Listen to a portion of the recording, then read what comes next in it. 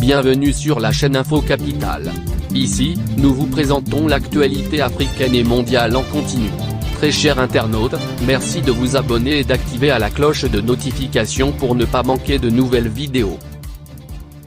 Les militaires au pouvoir au Burkina Faso ont demandé à tous les ministres du gouvernement dissous avec à leur premier ministre Lassina Zerbo de ne pas quitter le pays, lors d'une rencontre, ont rapporté jeudi, les médias internationaux. Les sources indiquent que les ministres du gouvernement dissous étaient tout présents pour leur rencontre avec les militaires au pouvoir. Quelques jours après le coup d'État qui a renversé le président Roch Kaboré, les militaires au pouvoir commencent à organiser la transition, ont précisé les sources.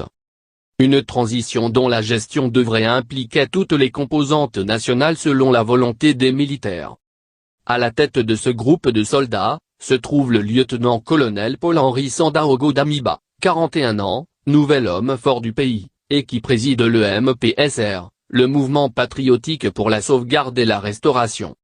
Le coup d'État a été largement soutenu par la population, lassée notamment par les violences djihadistes qui frappent le pays. Mais il a aussi été fermement condamné par plusieurs pays occidentaux, ainsi que par l'ONU et l'Union africaine. De son côté, la CEDEAO a annoncé qu'elle tiendrait ce vendredi une réunion virtuelle pour examiner la situation et peut-être prendre de possibles sanctions contre les militaires. Depuis sa chute, l'ancien président Roch Kaboré n'est plus apparu en public.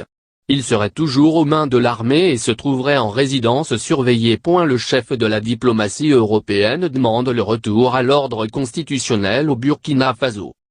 Par ailleurs, le chef de la diplomatie européenne a averti mercredi 26 janvier que si l'ordre constitutionnel n'est pas rétabli, cela aurait des conséquences immédiates sur notre partenariat avec le pays. Mercredi, la session plénière à Bruxelles entre les ministres des Affaires étrangères des pays du G5 Sahel et l'Union européenne n'a pas lieu en raison du coup d'État au Burkina Faso.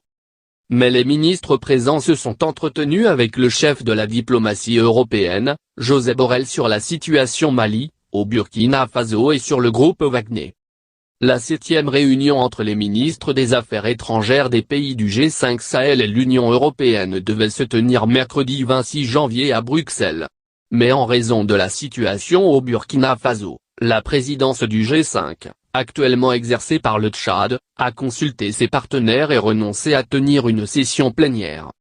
En revanche, chacun des 4 ministres présents, Abdoulaye Diop pour le Mali, Ismaïl Ould Cheikh Ahmed pour la Mauritanie, Assoumi Massoudou pour le Niger et Chérif Mahamazene pour le Tchad, s'est entretenu individuellement avec le chef de la diplomatie européenne Josep Borrell. Des rencontres avec ses homologues du Sahel qui ont été pour le chef de la diplomatie européenne l'occasion de condamner l'arrestation du président burkinabé et de demander au nom de l'UE sa libération et le retour de l'ordre constitutionnel au Burkina Faso. Les Européens veulent continuer la coopération avec le Niger et la Mauritanie et soutiennent la transition tchadienne ainsi que l'ensemble de la région. La question du Mali. L'Union européenne maintient son engagement au Sahel. Elle en est un partenaire fiable et de longue durée. Les populations ont des besoins urgents en termes de sécurité, d'aide humanitaire et de perspectives sociales et économiques. Les impatiences grandissent et tôt ou tard ces fragilités nourrissent les mouvements terroristes que nous combattons tous et qui sont une menace pour tous, a insisté le chef de la diplomatie européenne. La relation avec le Mali est plus compliquée et l'UE a rappelé être prête à des sanctions individuelles contre ceux qui entravent la transition. Elle demande rapidement un calendrier électoral crédible. Surtout, l'Union européenne avertit que la présence des mercenaires russes de Wagner est incompatible avec son engagement au Mali. Source, Opera News.